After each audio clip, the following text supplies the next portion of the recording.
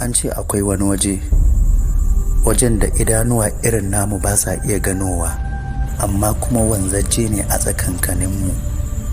Wannan waje kuwa shine duniyar aljanu, ko mu ce jinn dimension.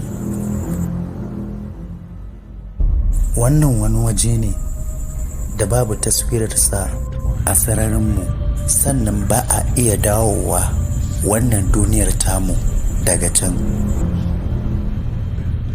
A zamanin da can an je an yi wani saurayi mai suna Harisu, wanda ya tashi ya nufi wata sahara. Ya yi nesa da gida sosai, ya bar ahalinsa ya linkaya wannan wajen, ba don komai ba sai don ganin asirin da duniya take ɓoyewa game da al'amarin aljanu. A cikin wannan yanayi na tsammani da fargaba da tsoro, Harisu ya kasance cikin tsananin zafin rana. Bayan wani lokaci sai iska mai sanyi ta fara biyowa baya.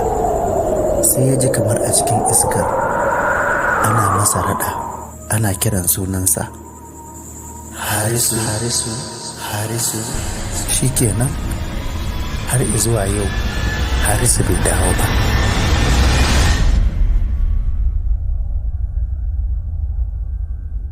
Bayan wani lokaci sai danginsa suka gagu da buƙatar ganinsa, sai suka shirya fara nemansa don babu ɗuriyarsa tun bayan barinsa gida. Kwana da kwanaki kenan ake nemansa, har wata rana daga cikin waɗanda suka je nemansa aka yi sa'a, wasu suka tarar da inda ake kyautata zaton shi ne ya zauna a wajen, kuma a nan ya ɓata, domin an tarar da takalminsa ɗaya a cikin yashi.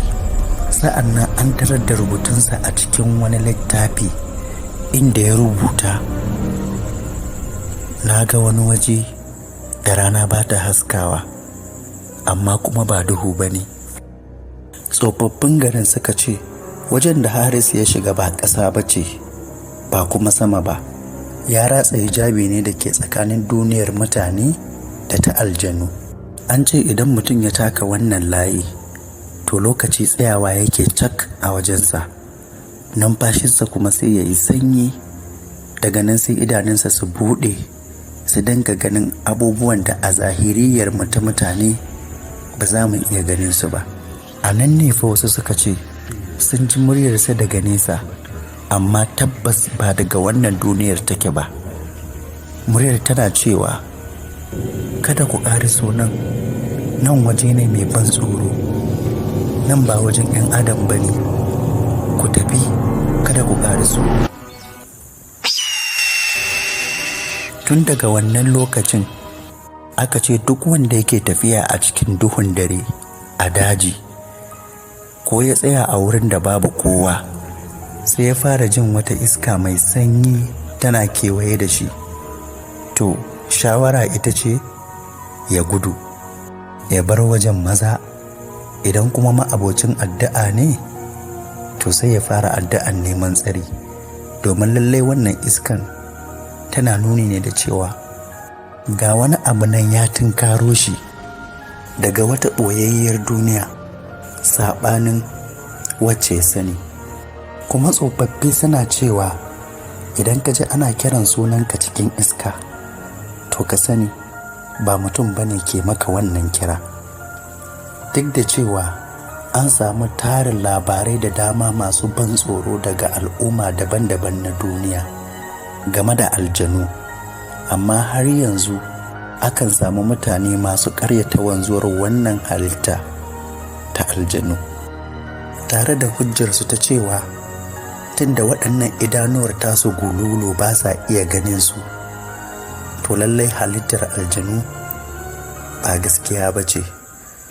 Muna tafi da ci gaban wannan shirin a bidiyon mu na gaba.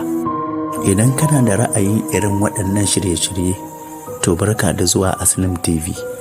Me zai hana ka yi mana subscribing, ka danna ƙararrawa, sannan ka yi liking wannan bidiyo.